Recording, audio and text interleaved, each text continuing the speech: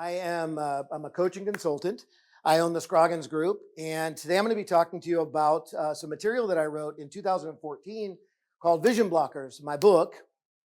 And what I learned through the process of researching that is how many of people have ever worked with anybody or been in a class where they said have a vision statement? Right, you got to have a vision statement. You got to have a vision statement. And then after that came the mission statement, right? That you have a vision and a mission, and if you have those two things, all is good. Well, I started to run into a whole lot of people who were telling me, I can't even see clear enough to know what the vision should be, or it seems like my vision is so vague and so unfocused that is it really a vision? And so people were stuck. And so I began to do research about what are the things that are getting in the way for people developing a vision. Now, vision is powerful and it's transformative because what's the truth about business is that you can't fix what you can't see. So if you're blocked in your vision, if you can't see, I love what you were talking about, that you're starting to delegate. That had to start with you realizing, I am so overwhelmed and so busy and so frustrated with what I'm doing, I can't get to the goal, which is hopefully legacy and retirement at some point. How many people want to retire? Like we need the guy with the wealth management stuff that left. Vision is so powerful for your business. It's transformative because, again, you can't fix what you can't see. And this is why it matters. There's an old proverb that says, where there is no vision, people perish. Now, when you read that old proverb, it seems kind of morbid. It seems like it's death, but it's not really talking about that.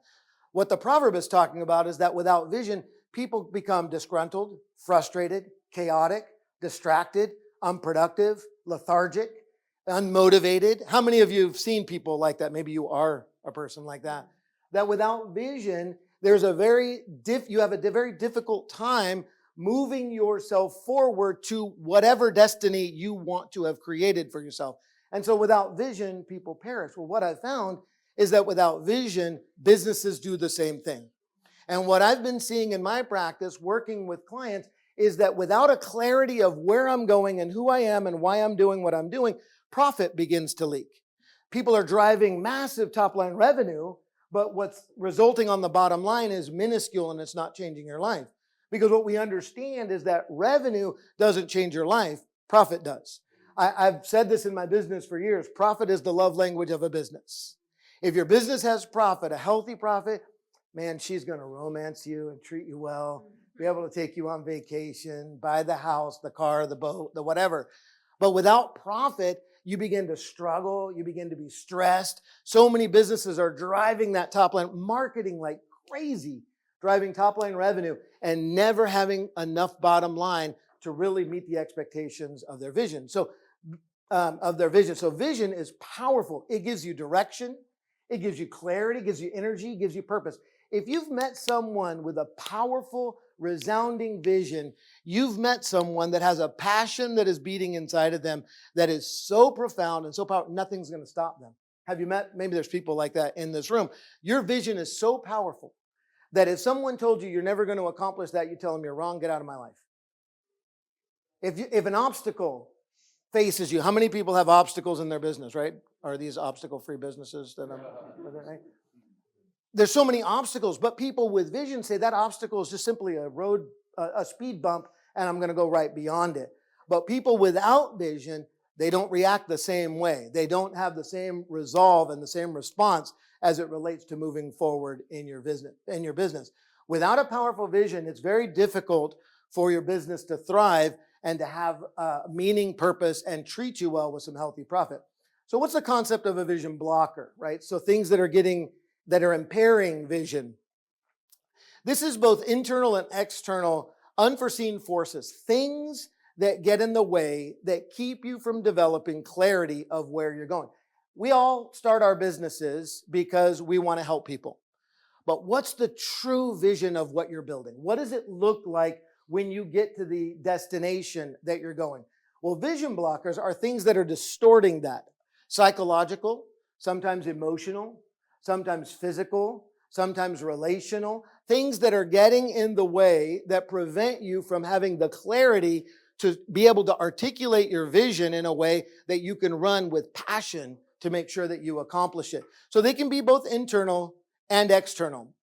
And so today, I only have 15 minutes. I'm going to talk about 3 of the most common very quickly. And hopefully these resonate with you. The first one is fear. Fear of failure or fear in general is a tremendous vision blocker. Dr. Philip Holder, a number of years ago, wrote a manuscript on this concept of fear and how it impairs vision. And what he found is that fear at certain levels can cause distance distortion, color perception distortion, the inability to see clearly. When you have fear that is resonating at that level, it can literally impact how you physically see. Well, fear in our businesses, fear in our life can have the same result on the vision for our company. So fear of failure is huge. I often talk about my wife in this portion of the presentation because she has a fear of rodents.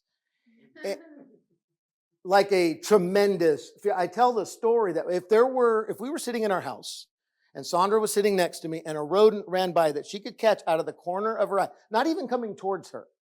Her fear is so great, she would literally levitate off the chair, float to the nearest high surface, and stay there until I need you, right? Make sure there's no rodents at my house. Real quick, I noticed you haven't joined our school. If you find this content valuable, we have more in-depth, behind-the-scenes training at Scroggins Business Academy. Your support allows us to continue making content just like this for you. But fear is definitely physically manifested, and in our business, it paralyzes us. It causes stagnation. It can be fear of not making payroll, fear of not having enough sales, fear of your sales team not doing the right thing, fear of your newly delegated employees not making decisions the way you would make them. And so what impact does that have on my business? So it's stagnation, it's over planning. How many of you have been frightful of a situation and you plan and you plan and you plan and you plan and you plan, trying to make sure that everything is taken care of and never executing? Over planning is a huge symptom when you're talking about fear. Now, there's many causes of fear. Past trauma, we're not going to make it, the fear of the unknown. Right in here is the most dangerous 6 inches in the entire planet, because what happens with the mind games causes us to be paralyzed and not move forward. But what we need to do is create fail-safe risk zones to move forward. In other words, have small wins. Move in a certain direction. Decide tomorrow morning, I'm not standing still, I'm taking a step. There's an old passage that says that despite not small beginnings, right? So having one small step can create a safe zone that allows me to move forward and conquer my fear. I'll tell one more story. When I was in the military, I was taking a class where I was learning to rappel. I was 19 years old and I was stationed in Korea. And I didn't realize when I signed up for this class that, and I don't know why at 19 I didn't think about that, to rappel, you have to descend from somewhere to somewhere.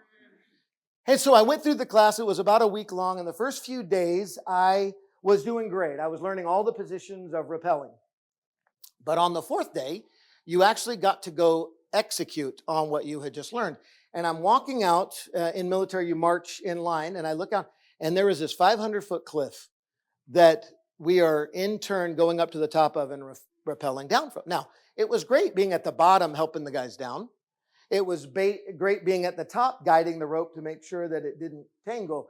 But when you're actually standing there getting ready to rappel off of a 500-foot cliff, in my life, trauma began to, I saw my life flash before my eyes, and I'm just paralyzed at the edge of this cliff. And I remember the drill sergeant standing right here, and he goes, "Scroggins, just jump and trust your training."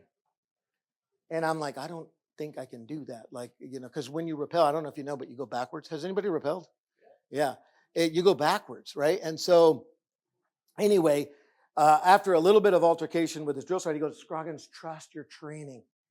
Everything is going to be fine." So after some coaxing, I jumped off the edge of this cliff. And on the way down, it was the most exhilarating, confidence-building, amazing opportunity I've ever had. And what I realized is that many times when we face fear, the resulting action is that we need to just jump. Just jump into what you're afraid of. It's the most amazing thing. The continuation of that story is after everybody had finished, they came and asked if we wanted to try Australian rappelling. Have you done that? So in normal rappelling, you go backwards. In Australian rappelling, you go frontwards. And you jump with the rope in your hand this way, and you float down. I'm Hispanic, and no race comments, but I'll tell you my story. So the guy says, Scroggins, would you like to try Australian rappelling? And I said, no, I think I'm going to try Mexican-style rappelling. And he goes, what is that? And I said, that's me standing right here watching you do Australian-style rappelling. So just jump is the way that we overcome fear and move in. Next one is unclear identity. So many times in business, we don't even know who we are as it relates to the business. Are we the manager? Are we the technician? Are we the owner? Are we the accountant? Are we the bookkeeper? Are we the janitor? We have no idea who we are in our own business, and it causes inconsistent messaging and shifting business models because I don't know who I am, I don't know what I want, and I don't know how to step forward. So I'm giving a lot of instructions to people as it relates to our business, and it can be very unclear. It causes us no clarity on values, and our audience doesn't know what to expect. So business owners who don't know who they are have a difficult time giving clear direction to the people that they are leading. And so what we need to do in order to overcome this vision blocker is to have a clear purpose and understand and define our core customer and what our values are related to that. Know who you are in your business. I'm going to speak. Do I need to speak fast? Okay. Yeah. Know who you are in your business. I have a client that I've worked with. When we began, this was a very difficult conversation to have. He owns a diesel mechanic shop. And when I met him, he was about to go out of business. He had vendors that he hadn't paid. He had employees that were rotating through his business, 2 core ones that stayed, a brother that worked for him. And when I asked him who you are in your business, he goes, what do you mean? And I said, well, let me ask this question this way. What do you spend the majority of your time doing? He goes, fixing trucks. I said, okay, so you're the mechanic. And he goes, well, no, I'm the owner. And I said, no, you're not the owner, you're the mechanic. And he said, no, I promise, I'm the owner. Like my name's on the license. And I said, no, but your activity tells me you don't know who you are in your business. In order to operate like an owner, we need to elevate you to making owner level decisions. And we need to clear up how you make those decisions and what you do. We had to get him out of being a mechanic because that's the role he was filling and put him into an owner. And just a little bit of praise 2 years later, and he is in business and all the vendors have been paid and he is profitable and his employees are now staying instead of rotating through the door because he's operating in the capacity that he should be operating in. The third one, toxic people or relationships. This is very difficult. I'm in a consulting engagement right now with a client that has had this a few months ago. We started our conversation and profit was very, very minimal. Some years losses. Sales were hard to come by. Work was not getting completed correctly. Lots of errors on the job. It's a construction-based business. Lots of errors on the job. They focus on remodels, but boards were getting cut the wrong side. I don't know, construction. Things were not getting installed correctly, but it was a lot of chaos. And when I dug into this business, one of the things I realized is that the 2 owners were toxic with each other. They were struggling. They had resentment for the other one not working hard enough. They had resentment for attitudes or spending money or not engaging. There was a lot of underlying toxicity that was plaguing this business. Now, this wasn't about a revenue. They have more work than they know what to do with. But their profit was minimal because they were toxic and they weren't making good decisions. They weren't making decisions at all. There was a lot of doubt. Their employees saw chaos. And so they were blocked on where they were going because their relationship was so frustrating. One of the causes that this can have is a misalignment of mission or culture. Now, in this particular case, if you have business partners, you guys need to be on the same page because in this case, one owner thought they were building one thing and the other owner thought they were building another thing. And so they had zero alignment on where they were going together. So their employees didn't know what to do or how to respond to directions that they were being given. So what is the solution to prune relationships that poison your purpose? There's old cliches, or if you watch anything on social, you see that people say, turn the hater voices off, right? That's one thing. But what if that relationship is close to you? What if it's a person that you've walked with for years that is constantly speaking negative or causing you toxicity or causing you problems, you still need, I know this is a harsh message, you still need to prune that relationship. You need to cut the toxicity out. Love the person, hate the action, right? So be able to prune your life in a way that allows your purpose to be fulfilled and you to move forward without the stress and the chaos of toxic relationships. Can I clearly state my business vision in 10 words or less? So often, people don't know where you're going because your vision takes you an hour and a half to describe. Exaggerated, of course. What is the vision of your business? Well, we want to change the valley through all of the plumb. We want to replumb the entire world. We want to, and it's just this gigantic vision that may be altruistic, but it's very hard to communicate. And I don't know if you've noticed in current society, people have very short attention spans. You need to be able to describe your vision in 10 words or less. Does every team member know and believe in what you're doing? I had a business that I was coaching a number of years ago. Business owner had this great vision. He said, we are construction, we do tenant improvements, and we want to create diamonds that people can appreciate. And I'm like, great, that's amazing. Like, that's awesome, and if you know him, you know that that's true. I did an interview with his 15 employees, and I will be honest to tell you, not one of them could tell me the vision of the business. None of them knew. Does every team member in your shop know and believe what you're trying to create? Do your activities reflect that vision? Are you doing things that are working on where you're going? Am I energized by our direction or exhausted?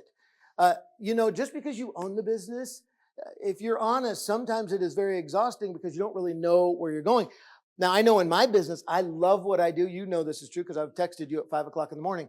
I get up energized about the fact that I get to help people be better. I wake up before my alarm. I'm so energized by what I'm doing and where I'm going. Are you that way? Or are you dreading getting out of bed in the morning to do what you do? What needs to be pruned to move freely? If you look through your relationships, the clutter, the things that you delegated, are there things that need to be pruned to allow you to move more freely in your business? I can give you guys a copy of these slides afterwards as well. Can I just push it down? Okay. So what do we need to do to correct what's been happening? Well, first of all, you've got to be honest with yourself. You got to reveal it. You got to create a space. Someone said they've been meditating. Was that you? Yeah. They've been meditating and thinking about.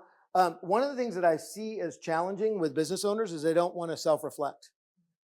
They're so busy moving that they don't take time to stop and say, what am I doing? And is it working? Right? So give time for revelation to take place, refocus, recommit to that purpose and strategy that you started with, and then finally rebuild. Align your people, your systems, and your messaging with where you're going. So often there's not alignment with what's happening in the systems with where you're actually going, and it ends up with chaos. And so I will stop there because I think I've gone longer than 15 minutes, but I will stop there and say, are there any questions or can I answer anything for you? Also, you can scan that QR code and get a 30-minute free one-on-one diagnostic with me if you like. That's a link to my calendar, and you can just book your appointment, and I will jump on a Zoom with you and go through a deep dive diagnostic on your business. But let me shut up and answer any questions or comments. Oh, thank you. Thank you. Thank you. Scan that QR code for the appointment, or that one if you want a copy of the book, and I can send it out to you signed. Eric, that was fantastic, man. I just got to say, a lot of people who become self-employed, I learned this because I went from kind of corporate to entrepreneurship. Mm-hmm. Some people have just created, I'm my own company. You just basically give yourself a job. Yeah. You become an employee in your own business. That's right. And so that really resonated when you're like, are you the owner? Are you the CEO? What role are you? Because you need to identify your role and accept it. Yeah, there's so much confusion that takes place, and so many business owners are just. I'm sorry, I haven't missed your first name. Tom was talking about earlier. He's trying to do everything. That isn't uncommon. Getting the business owner to stop doing everything in their business is one of the toughest tasks that I have, because you want to fill every role, and you can't fill every role. You want it done like you too. It's hard to get these guys to understand your Yes, yeah. Well, and the other thing is unrealistic expectations. Let me just, I'm just going to be hard to tolerate, but unrealistic expectations. What most business owners are looking for in people that they hire is a replica of themselves. They want them to feel like the owner. They want them to get up early thinking about the business, go to bed thinking about the business, stand in line at Disneyland making calls to clients while they're trying to, they want that ownership mentality. And what I coach business owners to do is you're looking for 75 to 80% of you. You're not that represents 100% of that employee's capacity, not 100% of you, because they're never going to have the same level of ownership that you do in your business. They're not going to invest the same way, think the same way, or treat your business the same way. Sometimes they do. I don't think that's an all-inclusive statement. Sometimes you get the rare, but most of the time we're looking for 75 to 80%. Yeah. Other comments, thoughts, and then I'll sit down. I like your trust your training and just jump.